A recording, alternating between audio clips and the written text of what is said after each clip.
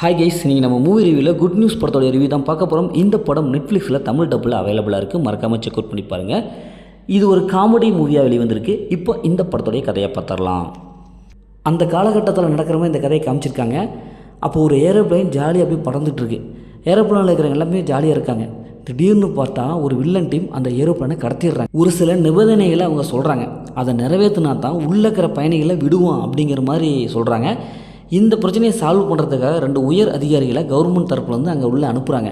ஆனால் அவங்களுக்குள்ள ஒரு பயங்கரமான ஒரு ஈகோ. இதனால் அந்த பயணிகளை தர இறக்கிறதுக்கு ரொம்ப தாமதமாகுது. இதை தெரிஞ்சுக்கிட்ட கவர்மெண்ட் இன்னொரு ஹீரோக்கள் டீமை அங்கே உள்ளே இறக்குறாங்க.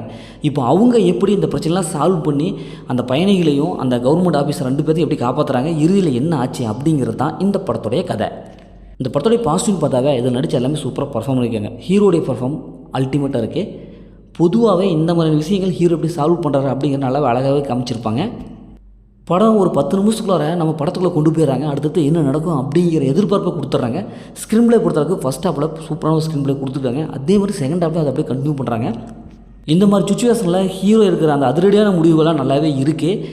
ஏன்னா இது மாதிரி ஒரு பயங்கரமான ஒரு பயங்கரவாதியை விமானத்தை கடத்தி வச்சிட்டாங்கன்னா என்னெல்லாம் பண்ணுவாங்க, ஒரு பதட்டமான சூழ்நிலை இருக்கும். ஆனால் அதெல்லாம் அசால்ட்டாக அப்படியே கையாள்வார்.